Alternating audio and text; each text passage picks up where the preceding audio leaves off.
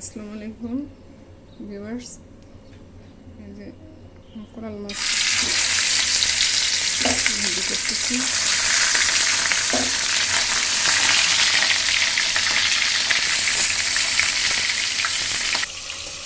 Coral মাছ আজকে ভুনা করবো। এই যে বাদাম দিয়ে দিলাম, টমেটো দিয়ে দিলাম, আর আপনার পেঁয়াজ দিয়ে পেস্ট করে নিব।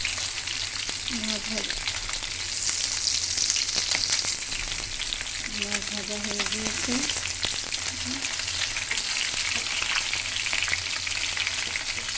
নামিয়ে ফেলবো। এটা আমাদের পুকুরের চিতল মাছ। চুন দিয়ে দিলাম, সাথে পেঁয়াজ আর আপনার তেজপাতা দিয়ে দিলাম।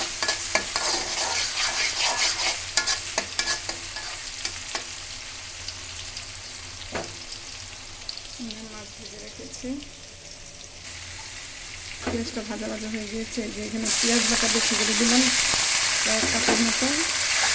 কাঁচামরিচ বাটা, আদা রসুন বাটা দিয়ে ভালো করে কষিয়ে নেব।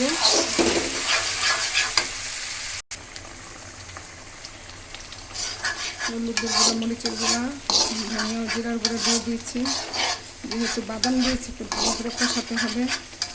ভালো করে কষিয়ে নেব।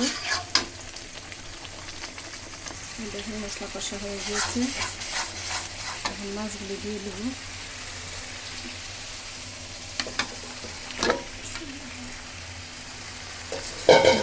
ঝোল দিয়ে দিলাম। যে ঝোল দিয়ে দিয়েছি, লবণও দেওয়া হয়েছে অবশ্যই।